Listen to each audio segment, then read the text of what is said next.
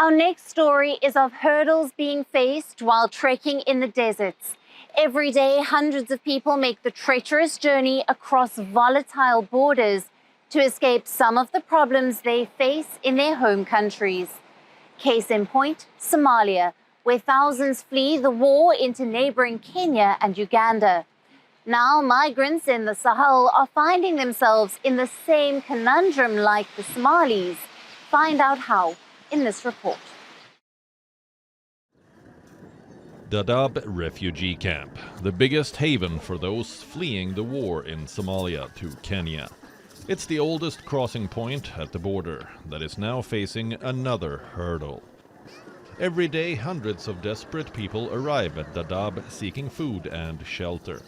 Most from across the border in Somalia, where violent instability and a record bad drought has made life impossible for many. Ugash Adan Abdullahi, his 2 wives and 9 children walked some 500 kilometers from their Dust Bowl village in southern Somalia to Dadaab. And now they have to endure another problem. When we are given food, we sell some of it to buy sugar and other necessary things, so we don't have enough food to last us until the next distribution. Resources are overstretched by the sheer number of arrivals, and newcomers must make do. At a water pump on the edge of Dadaab, Fatuma Ahmad Ali had queued up since the previous day to fill her container. In this arid and inhospitable climate, water distribution is overseen by Doctors Without Borders, a French charity which also runs a health center for recently arrived refugees. Jeremiah Mbiti, deputy head of the MSF medical team, said conditions in the teeming camp were the worst we have ever seen. It's challenging for the whole context of Dadaab that we are facing now, the new arrivals coming in. Because as you can see here, we are having this small outpost and it's supposed to cater for the population that is here. We're also providing water, which is never enough. We are constructing latrines. We have so far done 101 latrines. We are doing 50 more.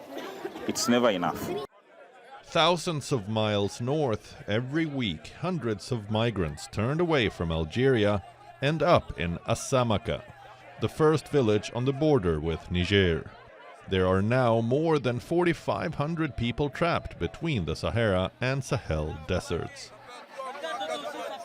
From one moment to the next, they can appear on the straight horizon, long lines of silhouettes making their way through the desert, the strongest in front, the weakest behind.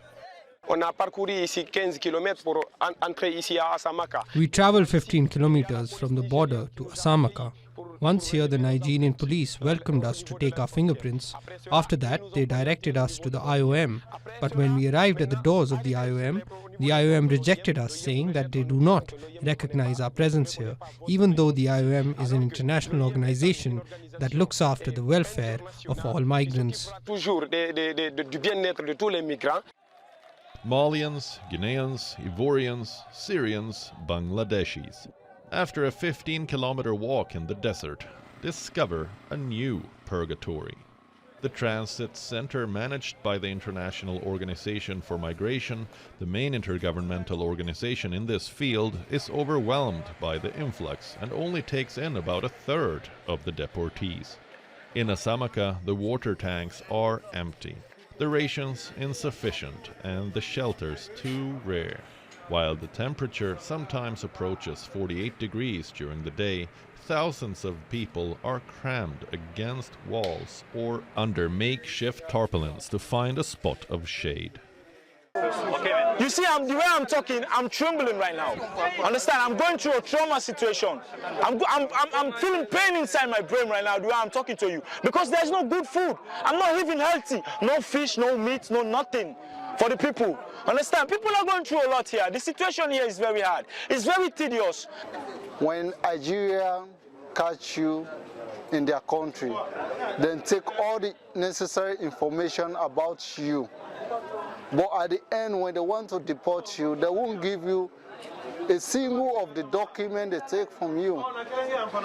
And when you come here, because they first come in Asamaka, because people never stay in Asamaka, then come in Ali Street because of the suffering in Asamaka. The number of migrants rejected at the gates of Niger has not stopped increasing since the beginning of the year. From the Algerian border to Agadez, the regional capital, located 350 kilometers away, the transit centers are all clogged. The roads leading further south are under threat from terrorist groups, forcing expensive charter flights to repatriate migrants to their countries of origin. Bureau Report, WION World is One.